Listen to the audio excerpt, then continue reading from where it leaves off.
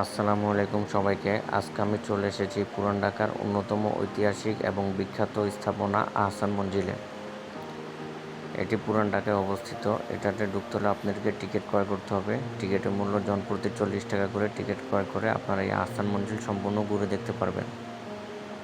আহসান মঞ্জিলকে আমরা অনেকেই pink place নামে চিনি। পুরান ঢাকার কুমারটুলি এলাকায় বুড়িগঙ্গা নদীর কাছাকাছি অবস্থিত এই প্রাসাদটি দেখতে যেমন সুন্দর, তেমনি এর সঙ্গে জড়িয়ে আছে বাংলাদেশের ইতিহাসের অনেক গুরুত্বপূর্ণ গল্প।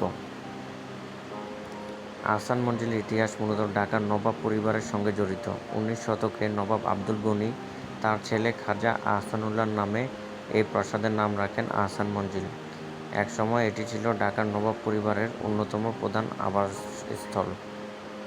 আপনারা যদি ভবনটির দিকে তাকান তাহলে রাজকীয় স্থাপত্য সহজেই চোখে পড়বে।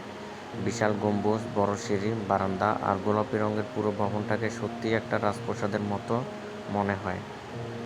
ভেতরে ঢুকলে আরও সুন্দর একটা পরিবেশ পাওয়া যায়। এখানে নবাব পরিবারের ব্যবহৃত বিভিন্ন জিনিসপত্র, পুরানো আসবাব, ছবি এবং ঐতিহাসিক বিভিন্ন নিদর্শন সংরক্ষণ করা হয়েছে। প্রতিটি জিনিসের সঙ্গেই যেন পুরান ঢাকার একটি পুরানো গল্প জড়িয়ে আছে।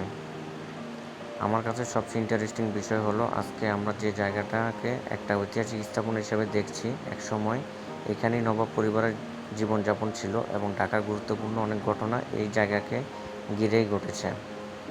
আর আহসান মঞ্জিলের অবস্থানটাও বেশ সুন্দর। বুড়িগঙ্গার কাছাকাছি হওয়ায় পুরান ঢাকার ঐতিহ্যবাহী পরিবেশের সঙ্গে জায়গাটার একটা আলাদা সৌন্দর্য তৈরি হয়েছে। এটি ঠিক সদরঘাট লঞ্চ টার্মিনালের থেকেই দেখা যায়, ঠিক পাশেই অবস্থিত। সত্যি বলতে ইতিহাসের কোনো জায়গা বইয়ে পড়া আর নিজ চোখে এসে দেখা দুটোর অনুভূতি এক নয়। এখানে এসে মনে হয় আমরা যেন কিছু সময়ের জন্য পুরনো ঢাকার সেই সময়টা ফিরে গেছি। আপনারা যারা ইতিহাস, পুরনো স্থাপনা কিংবা ট্রাভেল ব্লগ পছন্দ করেন তাদের জন্য আহসান মঞ্জিল অবশ্যই দেখার মতো একটি জায়গা।